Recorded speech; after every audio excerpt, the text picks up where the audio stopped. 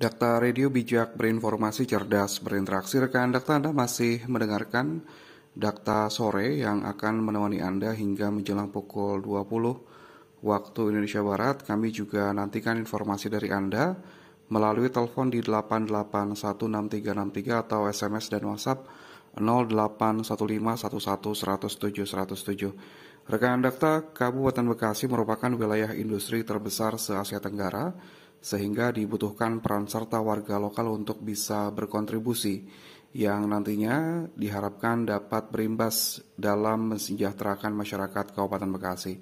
Ada banyak peluang di industri sehingga warga lokal didorong untuk terlibat dan juga membentuk usaha. Kita akan berbincang bersama dengan CEO Budianto Corporation, Budianto, tentang peluang usaha di industri.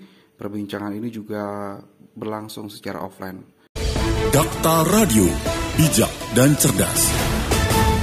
Assalamualaikum Bang Budianto. Seperti apa peluang usaha yang memang dijalankan oleh Budianto Corporation ini, Bang Budi? Saya lebih dari 15 perusahaan, baik itu perusahaan yang memang saya dirikan dari tahun 2005, terus hampir setiap tahun saya nambah perusahaan karena selalu nambah SDM. Kemudian juga saya sudah memproses mengakuisisi juga 2 bisnis, ya, satu izin non B3 saya mengakuisisi beli perusahaan orang, kemudian saya juga di bidang advertising juga saya mengakuisisi, dan saya belajar dari apa yang dilakukan oleh Sandiaga Uno. Sandiaga Uno itu besar itu karena dia kebanyakan mengakuisisi perusahaan kemudian dia perbesar. Jadi dengan beberapa perusahaan ini kenapa menjadi holding? Saya belajar juga dari Hairul Tanjung dengan anak singkongnya, dengan City Corporation-nya, media, finance, ya keuangan, kemudian juga properti dan lain-lain. Itu yang menjadikan spirit. Kenapa kita tidak bisa? Bekasi yang kalau kita hitung saja ada 2 juta tenaga kerja, UMK kita itu 4,5 juta kali 2 juta, Bang, ada 9 triliun uang dari gaji saja potensinya. Artinya apa? Bekasi ini sangat besar. Kalau ada uang beredar 9 triliun dari konteks gaji saja, artinya itu multiplier efeknya besar terhadap bisnis. Gitu. Nah, saya sebagai orang Cikarang atau kita yang ada hidup di kawasan industri, masa sih mau menonton pergerakan uang yang sangat besar? Yeah. Kita harus menjadi bagian dari proses-proses itu. Itu yang mesemangati saya, sehingga Budianto Corporation ini tidak dan jangan bergerak di satu sektor.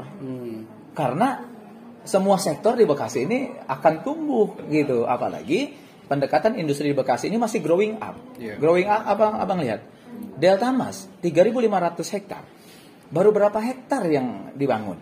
Industrinya 1.700 hektar. Mungkin baru 500-an hektar yang hari ini tergunakan.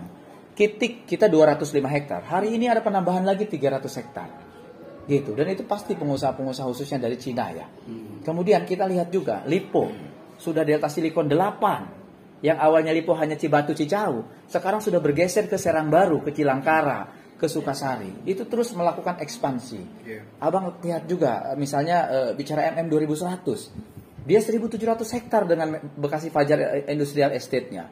Kemudian 800 hektar dengan megalopolisnya. Dan itu masih terus berkembang loh di Bekasi Fajar itu. Abang lihat ke Cibening. Mungkin nanti ke Kertarahayu. Artinya apa? Kita akan terus growing up. Nah, dan saya sudah dapat info dari Kemenperin bahwa Karawang Bekasi, khususnya kita bicara Bekasi, tetap menjadi primadonanya industri otomotif dan elektronik. Khususnya otomotif. Kenapa? Karena induk semangnya holding perusahaan otomotif itu adanya di Bekasi. Hari ini tuh Bang, tidak mungkin ada PT, contoh lah, ada Mitsubishi di kita ya, di Delta Mas. Ada Wuling, ada Suzuki. Terus sebentar lagi akan ada pabrik motor lagi, AHM tuh. Pindahan dari Pegangsaan ke sini. Ditambah kita di Cibitung. Abang tahu, Cibitung aja 9.600 unit motor per hari. Multiplier efek bisnisnya sangat besar. Nah, saya kembali. Kenapa kita harus mempersiapkan berbagai perusahaan di Bekasi? Karena multiplier efek dari pengembangan industri ini sangat besar. Tidak bisa Bang urusan catering hanya 1-2 perusahaan. Walaupun sekarang catering sudah banyak. Kita bikin perusahaan catering masih besar kok marketnya. Langkah-langkah strategis ini yang harus dilakukan oleh anak-anak Bekasi. Gitu, oleh anak-anak muda Bekasi atau pengusaha-pengusaha Bekasi, karena kita punya sumber daya akses, sumber daya modal, dan sumber daya akses yang banyak hal lah, kurang lebih gitu Bang. Bagaimana sebenarnya peluang usaha yang ada di industri? Dimana salah satu permasalahan di Kabupaten Bekasi itu yang sangat pelik adalah kan pengangguran Bang. Kita dan saya sering katakan terkait dengan potensi Bekasi dengan industrinya. Kita 10 kawasan industri, hampir 10.000 hektar, di dalamnya lebih dari 7.000 pabrik.